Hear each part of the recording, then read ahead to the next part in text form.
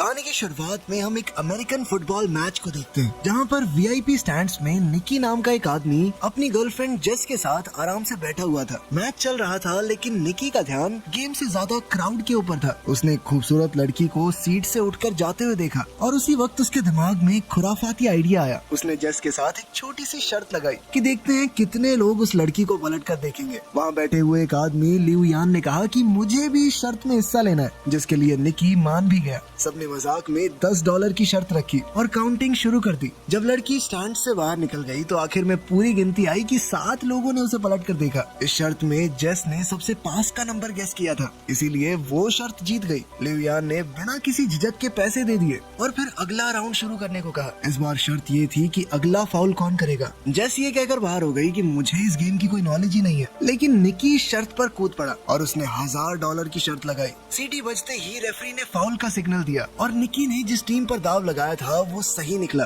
उसने शर्त जीती और पैसे अपनी पॉकेट में डाल लिए। लिऊ यान शर्त हारने के बाद भी और ज्यादा एक्साइटेड हो गया। उसने कहा कि अब की बार $5000 की शर्त लगाते हैं। इस बार का सवाल ये था कि अब की बार वो बॉल को पास करेंगे या उसे लेकर दौड़ेंगे। निकी 5000 का दाव खेलने में थोड़ा हिचकिचा रहा था, लेकिन आखिरकार वो मान ही गया। लिऊ यान ने गेस किया कि वो भागेंगे और निकी ने कहा कि पास करेंगे और सीटी बजते ही प्लेयर ने सच में बॉल लेकर दौड़ लगा दी, जिस वजह से निकी अब $5000 हार गया। अब निकी ने डिसाइड किया कि कोई बात नहीं, 5000 हार गए, अब बंद करते हैं और उसने जेस से कॉफी पीने चलने को कहा। लेकिन लिऊ यान ने जिद पकड़ ली। उसने कहा कि तुम वीआईपी लाउंज में बैठे हो, पैसा तो है तुम्हारे पास, $5000 से क्या होता है, एक और बाजी खेलो, इस बार $10,000 की। और आखिरकार निकी मान ही गया और अब सवाल था कि ये प्लेयर अगला पास सही तरीके से कामयाब कर पाएगा या नहीं। निकी ने प्रेडिक्ट किया कि हाँ, पास दे देगा ये, लेकिन दूसरी टीम ने पास को बीच में ही रोक लिया। अब निकी $15,000 हार चुका था। पैसे निकालते हुए निकी थोड़ा परेशान हुआ। उसने थोड़ा सोचा और कहा कि चल इस बार 50,000 की लगाते हैं। ये सुनकर जेस चौंक गई, लेकिन निकी गुस्से में दिख रहा था। इस वक्त किस्मत उसका साथ नहीं दे रही थी। वो अगली शर्त फिर से हार गया, जिसके बाद उसे 50,000 और देने पड़ गए। अब जेस ने उसे तुरंत रुकने को कहा, लेकिन निकी के ऊपर उसका गुस्सा और ईगो भारी पड़ गई।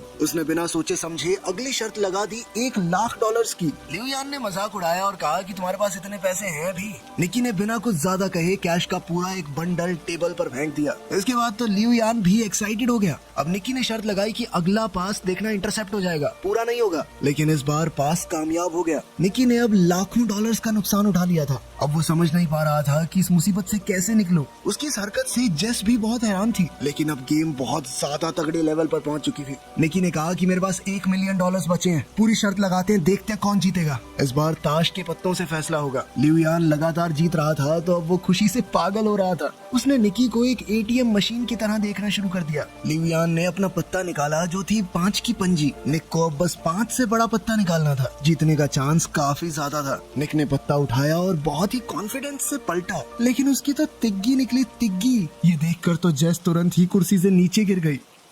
निकी ने जब गेम स्टार्ट की थी तो सिर्फ $4,000 लगाने का मूड था, लेकिन अब तक वो $1 मिलियन से ज्यादा हार चुका था, यानी लगभग 9 करोड़ रुपए के करीब। इस शर्मनाक हार के बाद उसके पास कहने को कुछ नहीं बचा था, तो उसने चुपचाप जेस का हाथ पकड़ा और उसे बाहर ले जाने लगा। उसका मन बहुत दुखी था, लेकिन लिऊ यान अभी भी उसे और चिढ़ाने लगा। उसने कहा कि यही होता है बेटे उस्ताद के साथ खेलने का नतीजा। निकी ने रुक कर एक और शर्त लगाई $2 मिलियन की। अब आइडिया थोड़ा नया था। निकी ने चैलेंज दिया कि लिऊ यान किसी भी रैंडम प्लेयर को दूरबीन से चुन सकता है, और अगर निकी ने उसका जर्सी नंबर सही से गेस कर लिया तो जीत उसकी। लिऊ यान इस बात से थोड़ा कंफ्यूज हो गया। उसने कहा कि ये तो भाई दिमाग पड़ने वाली बात हो गई। उसे लग रहा था मानो निकी अपने पैर पर खुद कुल्हाड़ी मार रहा है। उसे थोड़ा शक भी था कि कहीं निकी कुछ चीटिंग तो नहीं कर रहा। उसके शक को दूर करने के लिए निकी ने कहा कि चल मैं गेस भी नहीं करता, इस बार जेस करेगी गेस। जेस ने गुस्से से निकी को देखा। उसे समझ नहीं आ रहा था कि आखिर ये चल क्या रहा है। क्या चांस है कि इतने लोगों में मैं जिसका जर्सी नंबर बोलूंगी वही होगा। ये कहकर वो वहाँ से जाने लगी, लेकिन लिऊ यान के सिक्योरिटी गार्ड ने उसे जाने से रोक लिया और उनके बीच छोटी सी झड़प हो गई। जेस ने खुद को थोड़ा शांत किया। निकी ने उससे कहा कि बस ग्राउंड में नजर घुमाओ और जो नंबर तुम्हें अपना सा लगे वो बोल दो। लिऊ यान ने दूरबीन उठाई और एक प्लेयर को चुना, जिसके बाद जेस ने दूरबीन ली और पूरी फील्ड को स्कैन किया। हर तरफ उसे जर्सी नंबर ही दिख रहे थे। कैसे गेस करे। अभी उसकी नजर एक जाने पहचाने चेहरे पर पड़ी और उसे निकी की बात याद आई कि जो नंबर तुम्हें अपना सा लगे उसे चुन लेना। वहाँ उनका दोस्त फरहाद 55 नंबर की जर्सी पहने हुए था। जेस को समझ आ गया कि ये सब निकी के प्लान का एक हिस्सा था। उसने कहा नंबर 55 और वो एकदम सही जवाब था। था। उसके जवाब से लियू यान दंग रह गया। जेस भी कुछ पलों के लिए सोच में पड़ गई कि निकी को पहले से ये कैसे मालूम था कि लियू यान उसी नंबर को सिलेक्ट करेगा, लेकिन इस वक्त ये सब जरूरी नहीं था। वो शर्त को जीत चुके थे। दोनों ने $1 मिलियन का प्रॉफिट किया और सारा हारा हुआ पैसा भी वापस मिल गया। 2 बड़े कैश से भरे हुए बैग लेकर वो स्टेडियम से बाहर निकल गए। कार में निकी ने जेस को बताया कि ये सब कुछ उनके प्लान का हिस्सा था। वो लियू यान को काफी समय से ट्रैक कर रहे थे। दरअसल लियू यान हाई सोसाइटी में अपनी जुआ खेलने की बुरी आदत के लिए मशहूर था। उसके सामने कोई कुछ भी शर्त लगाए वो कूद पड़ता था। निकी की टीम ने ये पूरा प्लान बनाया था। जैसे ही लियू यान ने अपने होटल रूम से बाहर कदम रखा, उसके सबकॉन्शियस माइंड में नंबर 55 डाला गया। सिक्योरिटी गार्ड के लेबल पिन में भी 55 लिखा था। स्टेडियम के रास्ते में साइन बोर्ड्स पर भी वही नंबर था और उन्होंने उसे सिर्फ ये नंबर दिखाया नहीं बल्कि सुनाया भी। मैच देखने आते वक्त उन्होंने लियू यान की गाड़ी में एक गाना चलवाया था जिससे उसे बार बार 55 नंबर का हिंट मिले। उस गाने में 124 बार 55 जैसी आवाज निकल रही थी, जिस वजह से लियू यान का दिमाग बार बार उस नंबर की तरफ खिंचा जा रहा था। साथ ही उसे फरहाद की एक फोटो भी दिखाई गई थी जिससे वो एक विजुअल मेमोरी बन गई। जब वो दूरबीन से देख रहा था तो उसका दिमाग नेचुरली नंबर 55 की तरफ गया और जेस ने फरहाद को देखते ही 55 कह दिया। जेस को पहले से कुछ भी इसलिए नहीं बताया गया था ताकि इस पूरी गेम के दौरान उसके एक्सप्रेशन बिल्कुल असली रहे, ताकि किसी को भी उन पर शक न हो। ये सब सुनकर तो जेस निकी से पूरी तरह इम्प्रेस हो गई। इसके बाद कहानी कुछ दिन पहले जाती है। कुछ दिन पहले की ही बात है। निकी एक कमरे में बेड पर था और उसके सर पर एक आदमी ने बंदूक तान रखी थी। उसके पास में ही जेस बैठी थी जिसे वो बस कुछ ही दिन पहले मिला था। ये साफ दिख रहा था कि निकी को किसी ने अपने जाल में फंसा रखा है, लेकिन उसके चेहरे पर डर का नामो निशान नहीं था। उसने सीधा कह दिया कि मेरे पास एक भी पैसा नहीं है, अगर गोली चलानी है तो चला लो। गन वाले आदमी ने उसके रिएक्शंस को समझा और तुरंत पहचान गया ये आदमी खिलाड़ी है, हमसे बड़ा ठग है ये। और उसका अंदाजा बिल्कुल सही था। निक एक बेहतरीन ठग है जो कि छोटी मोटी चोरियां करता है, वो भी बहुत सफाई से। जेस ही उसे फंसाकर इस कमरे में लाई थी तो उसने जेस के अंदर एक नेचुरल टैलेंट देखा। जेस उस वक्त तक कुछ नहीं समझ पाई थी। खैर जब वो बंदूक वाला आदमी चला गया तब निकी ने जेस से कहा कि तुम्हारे पास एक गिफ्ट है और अगर तुमने लोगों को ठगने की अपनी इस ताकत को अच्छे से तराश लिया तो सारी जिंदगी बैठ के खा सकती हो। निकी ने कहा कि हमारा तो पारिवारिक धंधा ही है, मेरा बाप उसका बाप सब ठग थे, वो पुश्तैनी ठग है। हर ट्रिक हर एक चाल उसके लिए एक गेम थी। जेस ने बिना समय गवाए थोड़े पैसे निकाले और कहा कि मैं आपसे सीखना चाहती हूँ। निकी ने भी समय बर्बाद करना जरूरी नहीं समझा। बाहर जाते वक्त भी निकी ने जेस की एक अंगूठी चुरा ली थी और उसे पता तक नहीं चला था। जब तक जेस समझ पाती कि हुआ क्या है तब तक उसकी घड़ी भी गायब हो चुकी थी और जब उसने हैंडबैग में घड़ी रखी तो निकी उसका वॉलेट निकाल चुका था। इन सारे कारनामों के बाद निकी ने कहा कि हाथ की सफाई, टाइमिंग और थोड़ा सा स्टाइल, बस यही चाहिए इस काम में। उस दिन निकी ने उसे गुड बाय के अलावा कुछ और नहीं कहा।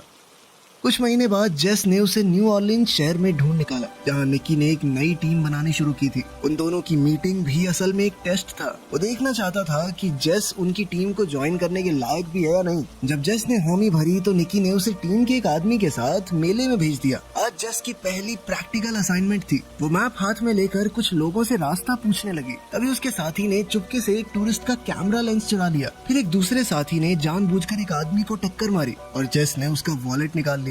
जेस को अब अपने चोरी करने के स्टाइल में थोड़ा कॉन्फिडेंस आने लगा था। उसने चॉपस्टिक्स की मदद से एक और औरत के बैग से वॉलेट निकाल लिया और सब कुछ इतना स्मूथ था कि किसी को शक भी नहीं हुआ। निकी ये सब कुछ एक बिल्डिंग के टॉप से देख रहा था। उसने टीम से कहा कि उसे अकेला छोड़ दो, अब उसके उड़ने की बारी है। जेस ने एक के बाद एक महंगा सामान चुराना शुरू कर दिया और उसकी हर चोरी के साथ निकी की आंखों में उसके लिए इज्जत बढ़ने लगी। अब निकी ने उसे एक और बड़े असाइनमेंट के लिए भेज दिया। इस बार ये एक हाईटेक फ्रॉड था। खास तरह के लेंसेज की मदद से वो लोग दूसरों के पत्ते देख सकते थे और फिर अपने ओपोनेंट्स को आसानी से हरा देते। यहाँ पर क्रेडिट कार्ड चुराने का सिस्टम भी चल रहा था। कार्ड को चुरा कर चुपके से एक टीममेट के पास भेजा जाता, जहाँ एक डिवाइस उसकी डेटा को कॉपी करता और फिर वो कार्ड वापस उसी शख्स की पॉकेट में चला जाता। जब तक किसी को कुछ पता चलता तब तक पूरा अकाउंट खाली हो जाता। एक और ठगी का सिस्टम था, नकली एटीएम मशीन। जब भी कोई एटीएम से पैसे निकालता तो मशीन में उसका पिन अपने आप स्टोर हो जाता और हाथ उस मशीन को चुपचाप हटाकर सारा डेटा ले जाता। सारे क्रेडिट कार्ड्स को अलग अलग कैटेगरीज में रखकर उनसे लग्जरी आइटम्स खरीदे जाते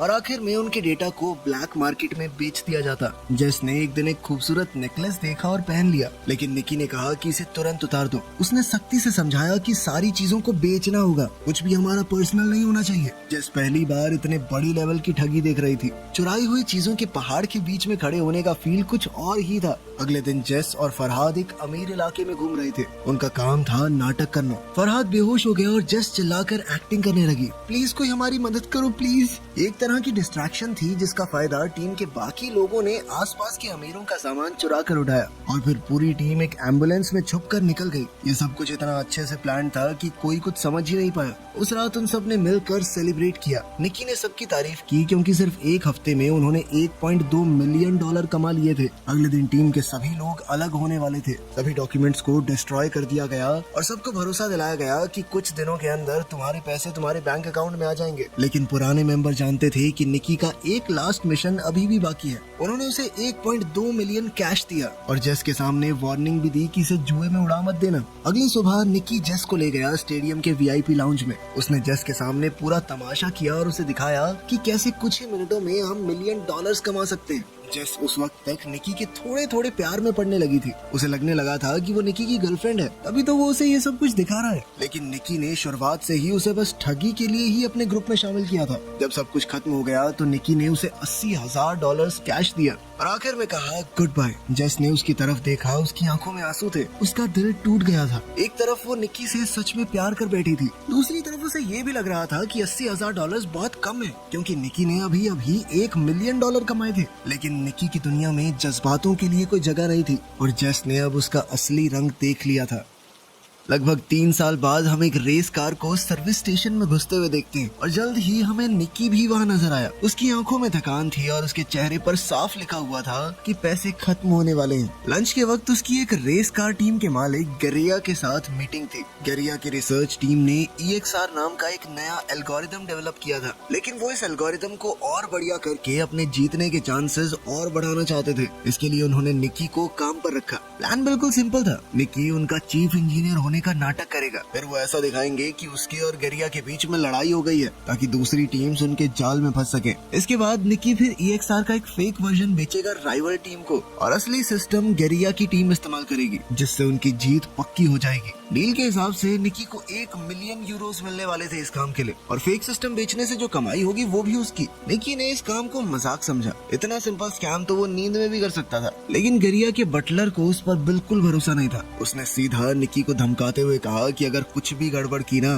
तो गोली सीधी छाती में मारूंगा तेरी। निकी ने एक टक्सीडो पहना और शाम को एक पार्टी अटेंड करने के लिए निकल गया। उनका प्लान था भीड़ के बीच में अपना झगड़ा करना, और उनका प्लान तो तभी बिखर गया जब जेस ने एंट्री मारी, एक लाल ड्रेस में सीढ़ियों से उतरते हुए, और वो सीधा जाकर गरिया के गले लग गई। ये देखकर निकी का दिमाग घूम गया। उसने जेस को 3 साल से देखा ही नहीं था और अब वो किसी और के साथ थी, और वो भी उस आदमी के साथ जिसने निकी को काम पर रखा है। जेस ने आराम से निकी के पास आकर कहा कि अब मैं कोई ठग नहीं हूँ और जो कुछ भी 3 साल पहले हुआ था अब उन बातों का कोई मतलब नहीं। उसने ये भी कहा कि गरिया को निकी और उसके बीच के पुराने रिश्तों के बारे में कुछ नहीं पता, और कहा कि अगर ये बात दबी रहे तो ही बेहतर होगा। ये सब सुनकर निकी का खून खौल गया। उसने वोडका का ग्लास उठाया और एक ही बार में खाली कर दिया। पहले उसे लड़ने के लिए एक्टिंग करने की जरूरत थी, अब तो उसे वैसे ही खुंदक आ रही थी गरिया पे, और उसने सबके सामने जबरदस्त झगड़ा किया। ये ड्रामा राइवल रेसिंग टीम को बहुत पसंद आया। जल्द ही सिक्योरिटी ने उसे पार्टी से निकाल दिया, लेकिन अब राइवल टीम का बिजनेस कार्ड उसके हाथ में आ चुका था।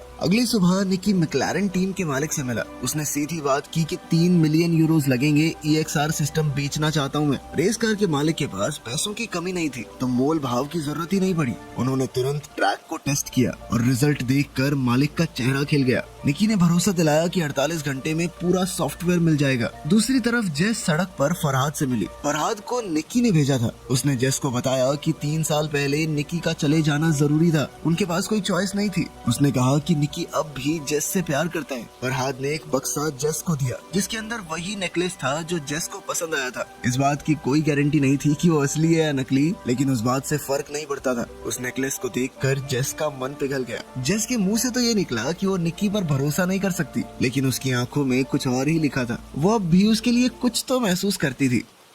खैर जल्द ही डील का दिन आया और निकी मैक्लारेन टीम के मालिक को सॉफ्टवेयर दे गया। बदले में एक हट्टे कट्टे इंसान ने उसके हाथ में €3 मिलियन थमा दिए। लेकिन निकी का नेचर ही कुछ ऐसा था कि वो बिना रिस्क के काम नहीं करता। उसने उस सॉफ्टवेयर की एक एक कॉपी चुपके से सभी रेसिंग टीम्स को बेच दी। हर एक हैंडशेक में नए यूरोज, जिससे हाथ मिलाया मिलियंस में पैसे ले लिए। जब तक रेस शुरू नहीं हुई किसी को पता ही नहीं चला कि सभी के पास एक ही सिस्टम है। उस रात निकी ने भागने की जगह जेस को मैसेज की, अगर समय रहते वो आ गई तो वो दोनों साथ में भाग सकते हैं। निकी ने इंतजार किया पर कोई नहीं आया। आखिरी समय पर जब वो हार मान के निकलने लगा तो जेस आ गई, लेकिन अभी भागने का टाइम नहीं था, क्योंकि उसी वक्त वही हट्टा कट्टा आदमी जिसने मैक्लारेन टीम की तरफ से उसे 3 मिलियन यूरोस दिए थे, वो निकी के सामने आ गया। दरअसल वो गेरिया का आदमी था। अब वो सब कुछ सच पता कर चुका था कि निकी ने फेक नहीं बल्कि असली सॉफ्टवेयर बेचा है। उसे गेरिया के 1 मिलियन यूरोस के अंदर कोई इंटरेस्ट ही नहीं था। अब वो अपना पूरा गियर पहनकर निकी की कार से जानबूझकर टकरा गया। निकी और जेस एक घातक एक्सीडेंट के बाद पकड़े गए।